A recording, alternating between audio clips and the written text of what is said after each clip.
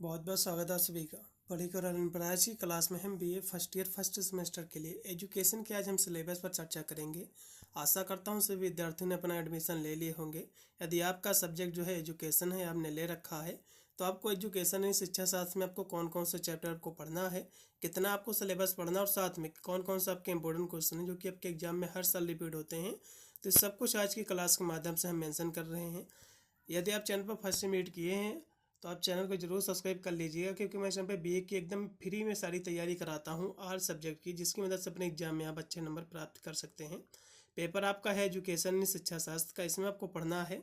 Paper के यहाँ से आपको टाइटल देख लेना है, कंसेप्चुअल फ्रेमवर्क ऑफ एजुकेशन आपका पेपर का टाइटल रहेगा। यूपी के जितने भी विश्वविद्यालय है, चाहे आपका कोई भी यूनिवर्सिटी रहा हो, CSJMU कानपुर या फिर वीर बहादुर से पुराचल विश्वविद्यालय, MGKVP महात्मा गांधी काशी विद्यापीठ, डॉक्टर राम मनोहर लोहिया, और आपकी बहुत सारे विश्वविद्यालय है, रज्जो भी आचार्य विद्यालय प्रयागराज, BU झांसी, DDO, ये सभी विश्वविद्यालय का जो कि सिलेबस सेम ही है और यही आपको पढ़ना है। कंसेप्चुअल फ्रेमवर्क ऑफ एजुकेशन ही आपको पढ़ना पड़ेगा। तो सभी के लिए ये सिलेबस रहेगा। इसकी बहुत ही शीघ्र हमारी सारी जो चैप्टर्स क्लासेस भी मैं करा रहा हूँ। यदि आप मेरा वीडियो बाद में देख रहे हैं तो आपको जाकर प्ले लिस्ट में इसके जो है सारी क्लास आपको ले लेना है। यदि आपके पास ज़्यादा समय नहीं है, आप सोच रहे हैं कि कम ही समय में अपने जो है एग्ज़ाम को हम अच्छे से दें और अच्छे नंबर प्राप्त करें, तो आपको कुछ नहीं करना है। मैं जो है मॉडल पेपर सोल्व करता हूँ। मेरे जितने भी मॉडल पेपर रहते हैं पिछले 3 वर्षों के पेपरों को एनालाइज करके ही मैं मॉडल पेपर को सोल्व कराता हूँ। यदि आप मेरा एक मॉडल पेपर ही देख लोगे तो आपका जो है 70 से 80% आपका उसी से आपका क्लियर हो जाएगा। यदि आप मेरा जो है मॉडल पेपर और इम्पोर्टेंट क्वेश्चन आंसर यदि आप दोनों से देख के जाओगे तो आपके एग्जाम का कोई भी क्वेश्चन नहीं बचेगा और पूरा का पूरा पेपर जो है सॉल्व करके आओगे। चलेगा। बहुत ही तीव्र गति से आज के सिलेबस पर हम चर्चा कर रहे हैं, कौन कौन से आपके टॉपिक आपको पढ़ना है। तो इसमें आपको जो एजुकेशन यानी शिक्षा शास्त्र में आपको जो पहला आपका जो चैप्टर रहेगा, इसमें आपको पढ़ना है एजुकेशन कॉन्सेप्ट एंड जो है इसके आइम्स, यानी जो है शिक्षा जो है एजुकेशन शिक्षा शास्त्र जो है क्या है, इसके जो है कॉन्सेप्ट क्या है, इसकी अवधारणा क्या है, और इसके एम्स मतलब होता है इसके उद्देश्य। तो इसके बारे में आपको पढ़ना है। क्वेश्चन महत्वपूर्ण है आपके एग्जाम में जो है ये क्वेश्चन जरूर आएगा। फर्स्ट यूनिट जो आपका है इसमें यही क्वेश्चन आपका केवल पूछा जाएगा कि एजुकेशन है शिक्षा की कोई परिभाषा पूछ सकता है, शिक्षा के उद्देश्य क्या है। तो इस तरह से एग्जाम में क्वेश्चन आपका आएंगे। शिक्षा की यदि हम परिभाषा की बात करें तो शिक्षा जो है विकास की प्रक्रिया है। शिक्षा एक ऐसी प्रक्रिया है जिसके द्वारा व्यक्ति का विकास होता है। विकास से तात्पर्य होता है कि व्यक्ति के जो है अंदर अनुभव आते हैं, व्यवहार में उसके संशोधन होता है। शिक्षा के माध्यम से व्यक्ति जो है सही से बोलना सीखता है, किस तरह से बड़े से बोलना चाहिए, किस तरह से जो है आदर्श करना चाहिए दूसरों को। तो ये सब जो संभव हो पाता है शिक्षा के माध्यम से ही हो पाता है, इसी को हम शिक्षा कहते हैं। ठीक है। या फिर ऐसे भी कह सकते हैं कि शिक्षा जो है अनुभव के द्वारा व्यवहारों में संशोधन, यही आपका शिक्षा होता है। बहुत सारे हमारे जो कि शिक्षा शास्त्री ही उन्होंने अपने अपने शब्दों में बहुत सारी परिभाषाएं दी हैं। जैसे कि प्लेटो ने इसकी परिभाषा स्पष्ट किया। उन्होंने कहा है कि शिक्षा जो है शरीर और आत्मा को वह पूर्णतया प्रदान करती है जिसके लिए वे जो है योग्य होते हैं। फिर रूसो ने इसकी परिभाषा स्पष्ट किया है कि शिक्षा जो है मनुष्य की प्राकृतिक शक्तियों का स्वतंत्र विकास है, और सही शिक्षा जो है तभी होती है जब बालक की शक्तियाँ और उसकी रुचियाँ जो है कम से कम निर्देशन के साथ जो है पूर्ण विकास का जो है अवसर पाती है, तभी यह संभव हो पाता है। तो आपको इतनी ही परिभाषा आपको लिखना है कि शिक्षा क्या होता है। वैसे तो ये संस्कृत भाषा के शिक्ष धातु से जो है उत्पन्न है, जिसका मतलब होता है सीखना या सिखाना। ठीक है। तो इतनी परिभाषा आपको जो है इसके बारे में रट लेना है। आपके एग्जाम में क्वेश्चन जो है 100% ये क्वेश्चन आपका बनेगा। यदि इसके और हम टॉपिक की बात करें, जैसे कि इसमें दिया कि जो है प्राचीन भारतीय ज्ञान परंपरा क्या है, ये भी क्वेश्चन आपके एग्जाम में बनेगा। पिछले साल शॉर्ट नोट में या फिर जो है आपके वेरी शॉर्ट आंसर क्वेश्चन में तो ये क्वेश्चन रिपीट भी हुए हैं। फर्स्ट यूनिट काफ़ी मोस्ट इंपॉर्टेंट है। ठीक है। तो इसके बारे में आपको जो है तैयार करना है। तो चलेगा, हम यहाँ से देखेंगे कि इसमें जो और आपके जो बिंदु दिए हुए हैं इसको भी हम थोड़ा सा देखते चलेंगे कि जो है प्राचीन भारतीय ज्ञान परंपरा क्या है, इसका जो है way of life concept of Guru and शिक्षा। चलेगा। तो इसमें दिया हुआ है कि प्राचीन भारतीय ज्ञान परंपरा, जिसे हम भारतीय ज्ञान प्रणाली भी कहा जाता है, भारत की ज्ञान और शिक्षा की एक समृद्ध एक विविध प्रणाली है, जिसमें वेदों, उपनिषदों, पुराणों, शास्त्रों और जो है लोक साहित्य में जो है निहित ज्ञान शामिल है। जो न केवल जो है दार्शनिक और आध्यात्मिक चिंतन है, बल्कि सामाजिक, नैतिक और जो है सांस्कृतिक पहलुओं को भी जो है समाहित करता है ये।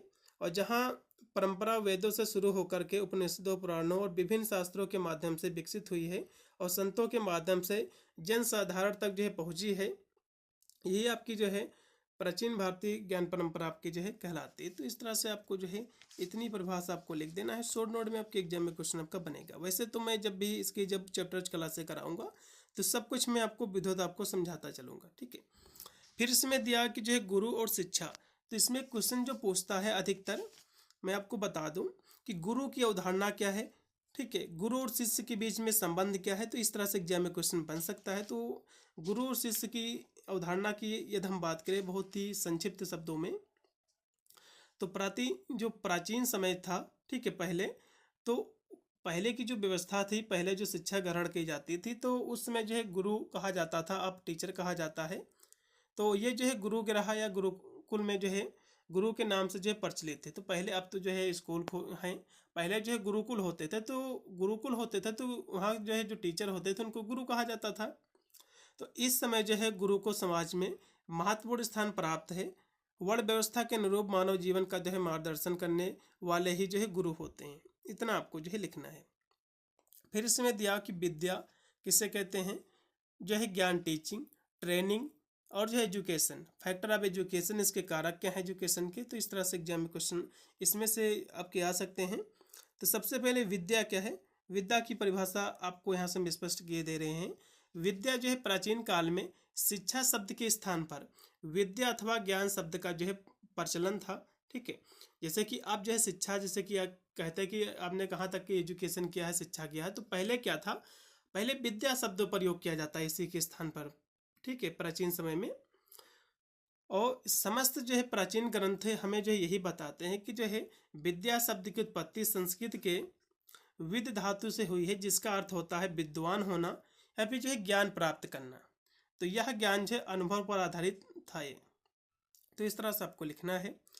और एजुकेशन के कौन कौन से कारक हैं, ये भी एग्जाम में क्वेश्चन बन सकता है। और एम ऑफ एजुकेशन, शिक्षा के उद्देश्य क्या हैं, क्वेश्चन ये भी महत्वपूर्ण है, ठीक है। तो इस तरह से आपके एग्जाम में जो है क्वेश्चन आपके बनेंगे। फिर हमारा जो दूसरा चैप्टर रहेगा, दूसरा जो हमारा यूनिट रहेगा, तो फंक्शन ऑफ जो है एजुकेशन, यानी एजुकेशन के कार्य क्या हैं, क्वेश्चन आपके एग्जाम में बनेगा। तो शिक्षा के बहुत सारे कार्य होते हैं, जैसे कि व्यक्तिगत कार्य हो जाते, सामाजिक कार्य होते हैं, सांस्कृतिक विरासत का हस्तांतरण, कौशल जो है अधिग्रहण, ये सभी क्या है इसके कार्य है। मानवीय मूल्यों का जो है अर्जन करना, उसका सर्जन करना, सामाजिक जो है समन्वय, आराम के लिए शिक्षा, राष्ट्रीय एकता के लिए शिक्षा, अंतर्राष्ट्रीय समझ के लिए शिक्षा, मानव संसाधन के लिए शिक्षा, ये सब क्या है, ये सब फंक्शंस हैं एजुकेशन के, शिक्षा के कार्य हैं। तो सेकंड आपका यूनिट जो रहेगा शिक्षा के कार्य पर रहेगा। फिर हमारा जो तीसरा जो यूनिट रहेगा, इसमें एजुकेशन की कुछ एजेंसियां होती हैं, एजुकेशन के आप प्रकार भी कह सकते हैं। तो जैसे कि एक फॉर्मल एजुकेशन होता है, इनफॉर्मल और नॉन फॉर्मल।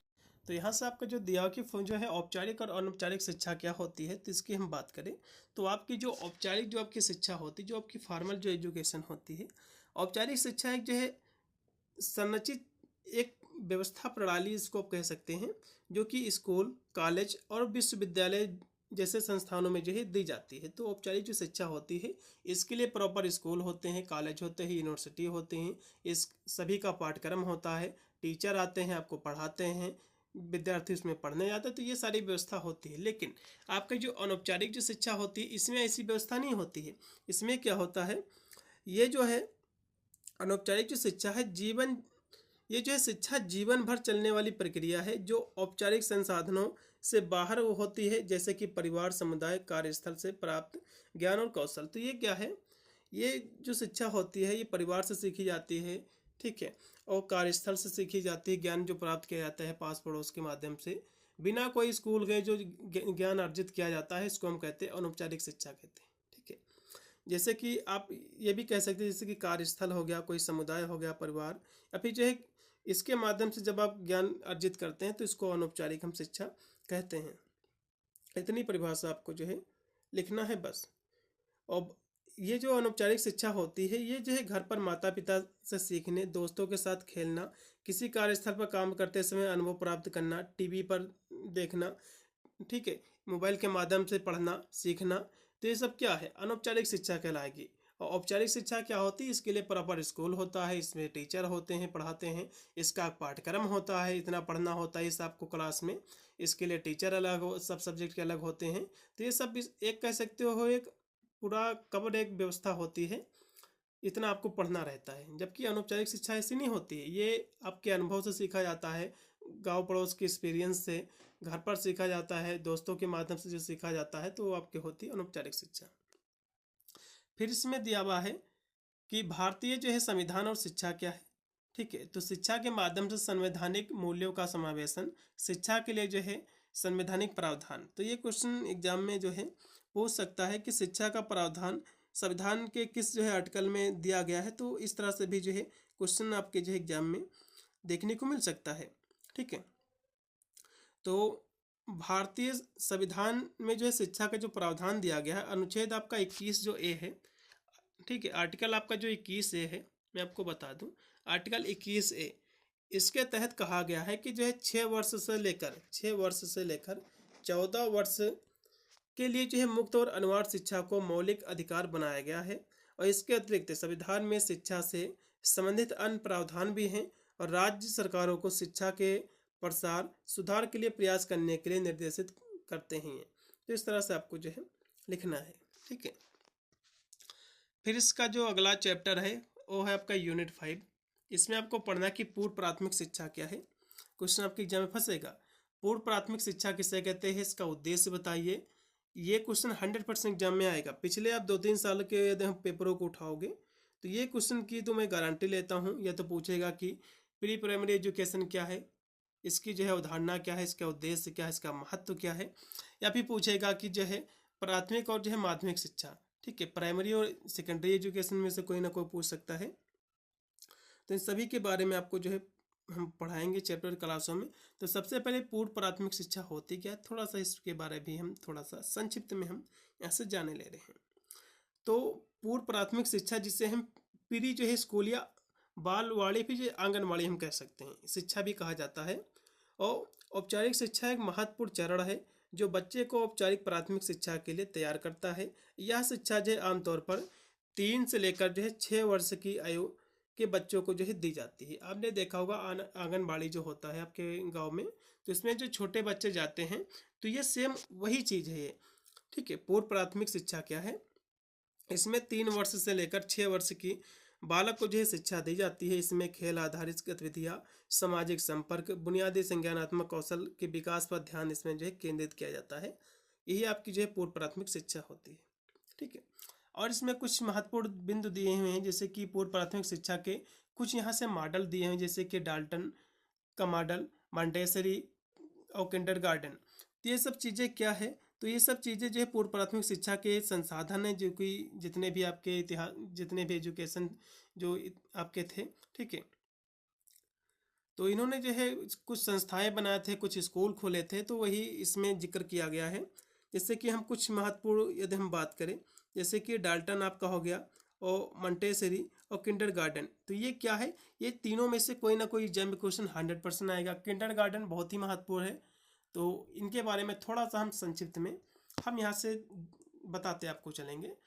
वैसे तो चैप्टर्स क्लासों में तो हम बताएंगे ही, यदि हम मॉडल पेपर भी कोई सोल्व कराएंगे तो उसमें भी मैं जो है सारा कवर कराने का प्रयास करूँगा। तो डाल्टन योजना, ठीक है, डाल्टन योजना जो है एक आइसोनेट और जो प्रयोगशाला के माध्यम से छात्रों को जो है व्यक्तिगत शिक्षा पर जो है जोर देती है, जबकि मॉन्टेसरी एक जो है तैयार वातावरण और जो है व्यवहारिक गतिविधियों के माध्यम से स्वनिर्देशित सीखने पर ये जोर देता है। और किंडरगार्टन क्या है, किंडरगार्टन जो पद्धति है इसमें जो है पारंपरिक रूप से जो है खेल पर आधारित है। ठीक है, किंडरगार्टन जो है ये पारंपरिक जो है ये खेल पर आधारित है। किंडरगार्टन का मतलब क्या होता है, बाग का जो है शिक्षा का बगीचा। किंडरगार्टन जो होता है ये बच्चों का जो स्कूल होता है, बच्चों का बगीचा होता है, ऐसा भी कह सकते हो। तो किंडरगार्टन का अर्थ क्या होता है, इसकी परिभाषा क्या होता है। किंडरगार्टन का अर्थ होता है बच्चों का बगीचा। यह शिक्षा जो है प्रणाली छोटे बच्चों को खेल में जो है सीखने, सामाजिक विकास के एवं वातावरण जो है प्रदान करती है ये। और यह आमतौर पर जो है औपचारिक शिक्षा का पहला जो है वर्ष होता है। तो आप ऐसा भी कह सकते हैं कि किंडरगार्टन मतलब होता है बच्चों को बगीचा, और जिसके माध्यम से बच्चों को जो है खेल के माध्यम से शिक्षा दी जाती है। ठीक है, ये आपका जो है किंडरगार्टन होता है। मंटेसरी स्कूल जो कि ये जो खोला गया था, ये किसने खोला था आपके एग्जाम में क्वेश्चन, मंटेसरी ही थी जो कि इस स्कूल को जो है खोला था इन्होंने। तो इसमें क्या था, थोड़ा सा इसके बारे में हम जो है देखते चलेंगे कि मंटेसरी स्कूल जो है ये क्या है। तो मंटेसरी स्कूल की यदि हम बात करें, और इसमें जो और भी क्वेश्चन बहुत सारे इसमें दिए हुए जैसे कि पूर्व प्राथमिक शिक्षा, तो ये भी आपके एग्जाम पर देखने को मिल सकता है। तो मंटेसरी क्या है, एक शैक्षिक दृष्टिकोण है जो स्वनिर्देशित गतिविधियों, शिक्षण और एक सहयोगात्मक खेल पर जो है जोर देता है। ये खेल के माध्यम से शिक्षा दी जाती थी। ठीक है, मंटेसरी में। फिर इसमें दिया हुआ है जो आपका इसी में और है कि भारत में पूर्व प्राथमिक शिक्षा की पृष्ठभूमि, वर्तमान परिदृश्य, एनएपी यानी नई शिक्षा, न्यू एजुकेशन पॉलिसी जो कि 2020 में लागू हुई है, ये क्या है, और पूर्व प्राथमिक शिक्षा, इसके बारे में आपको बताना रहेगा। ठीक है, तो एनएपी जो कि आपका दिया हुआ है न्यू एजुकेशन पॉलिसी, ये क्या है, नई शिक्षा नीति। तो नई शिक्षा नीति की हम यदि संक्षिप्त की बात करें तो आपके एग्जाम में क्वेश्चन जो है ये भी बन सकता है। तो नई शिक्षा नीति जो कि 2020 जो है, ये भारतीय शिक्षा प्रणाली में सुधार के लिए एक व्यापक रूपरेखा है जिसका उद्देश्य इसे जो है अधिक समग्र, लचीला और जो है बहुविषयक बनाना है।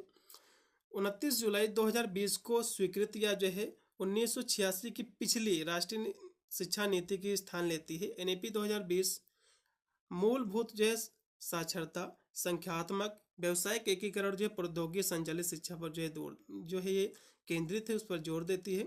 इस तरह से आपको जो है लिखना है। ठीक है,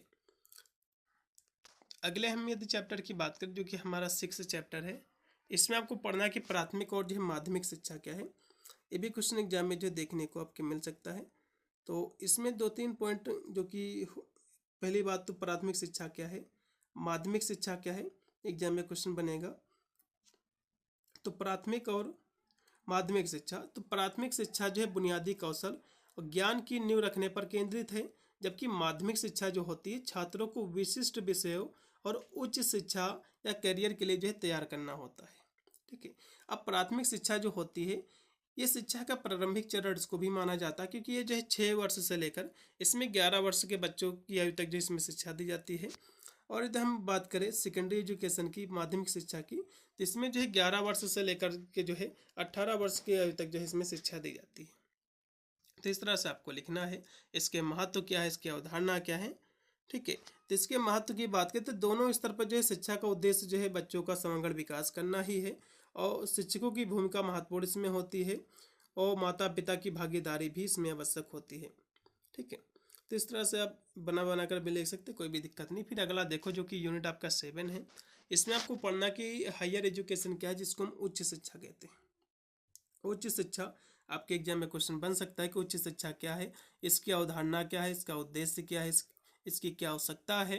तो इस तरह से एग्जाम में क्वेश्चन आपके जो बनेंगे।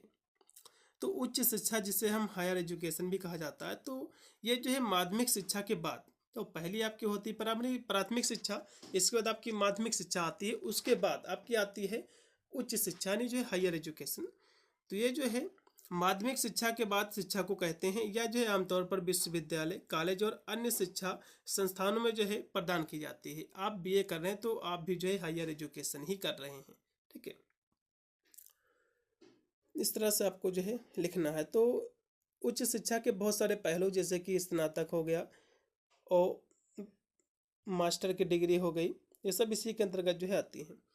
फिर इसमें हम कुछ बात करें तो विश्वविद्यालय के बहुत सारे प्रकार होते हैं, जो यूनिवर्सिटी होते हैं, तो इसमें के बहुत सारे प्रकार होते हैं, इसके बहुत सारे टाइप्स होते हैं, जैसे कि स्टेट लेवल की और प्राइवेट यूनिवर्सिटी होती हैं, जिसको हम केंद्रीय राज्य और जो है निजी जो होते हैं विश्वविद्यालय और ओपन यूनिवर्सिटी होती हैं, सब इसके टाइप्स हो जाएंगे। और दिया हुआ कि भारत में उच्च शिक्षा का परिदृश्य आपको बताना है वर्तमान में, तो ये क्वेश्चन भी आपके एग्जाम में बनेगा कि भारत में उच्च शिक्षा का वर्तमान परिदृश्य आपको बताना। ये क्वेश्चन महत्वपूर्ण है, आपके एग्जाम में बनेगा। 7 का जो लास्ट का इसमें क्वेश्चन महत्वपूर्ण बिंदु है, ये हर साल क्वेश्चन जो है पूछा गया है। ठीक है, पिछले 2-3 वर्षों से स्पीड ये जो है रिपीट भी हुआ है। चलेगा, फिर हम देखेंगे लास्ट में हमारा जो यूनिट रहेगा। फिर आपका जो 8वां आपका चैप्टर, इसमें शिक्षा के एजुकेशन की बहुत सारी एजेंसियां हैं, जैसे कि यूनेस्को हो गया, एनसीईआरटी, तो ये सब जो है यूसीजी यूनिवर्सिटी ग्रांट कमीशन, तो ये सब क्या है, यूनिवर्सिटी जो कि शिक्षा की जो है एजेंसियां है। तो ये सब चीज़ें क्या हैं, जैसे कि एग्जाम में क्वेश्चन पूछ सकता है, एनसीईआरटी क्या है और यूनेस्को क्या है, यूसीजी क्या है, यूजीसी यूनिवर्सिटी ग्रांट कमीशन ये क्या है। तो इस तरह से एग्जाम में जो है क्वेश्चन आपके जो है बनेंगे। शॉर्ट नोट में ये क्वेश्चन जब भी पूछे जाएंगे तो जो है शॉर्ट नोट में ही पूछे जाएंगे। सीबीएसई बोर्ड पूछ सकता है, स्टेट बोर्ड, यूपी बोर्ड पूछ सकता है। इस तरह से एग्जाम में क्वेश्चन आपके बनेंगे। ठीक है, तो 8वां आपका चैप्टर इसी पे रहेगा, शॉर्ट नोट में आपके क्वेश्चन बनेंगे। ठीक है, इतना आपका जो है सिलेबस था जो कि आपको पढ़ना है। इतने आपको जो है चैप्टर पढ़ना पड़ेगा। टोटल आपके 8 आपके चैप्टर, सारी मैं क्लासेस के चैप्टर बहुत ही शीघ्र कराऊंगा और हमारे मॉडल पेपर भी इसके आएंगे। 1 या 2 में मॉडल पेपर कराऊंगा, साथ में एग्जाम से पहले पहले एक दिन मेरा महासंग्राम का वीडियो आ जाएगा इंपॉर्टेंट क्वेश्चन आंसर का। तो आपको 2 वीडियो यदि देख लोगे तो आपका पूरा पेपर सॉल्व हो जाएगा। अन्य कोई भी आपको वीडियो देखने की बिल्कुल भी आवश्यकता नहीं पड़ेगी और ना ही कोई किसी चैनल के माध्यम से आपको बैच लेने की आवश्यकता है। हमारे चैनल पे आपको फ्री में सारी तैयारी में कराता हूँ, ऑल सब्जेक्ट आपको मिल जाएगा। पीडीएफ वगैरह यदि आपको चाहिए तो मेरे टेलीग्राम से बिल्कुल फ्री में आपको मिलेगा, कोई भी मैं चार्ज बिल्कुल भी नहीं लेता हूँ। वीडियो को शेयर कर देना दोस्तों बाद, साथ में चैनल को सब्सक्राइब करके रखिएगा, जिससे मैंने कोई वीडियो डालूंगा तो उसका नोटिफिकेशन आपको मिलेगा सबसे पहले। मिलता है वीडियो के लिए, तब तक सभी को thank you for watching this video.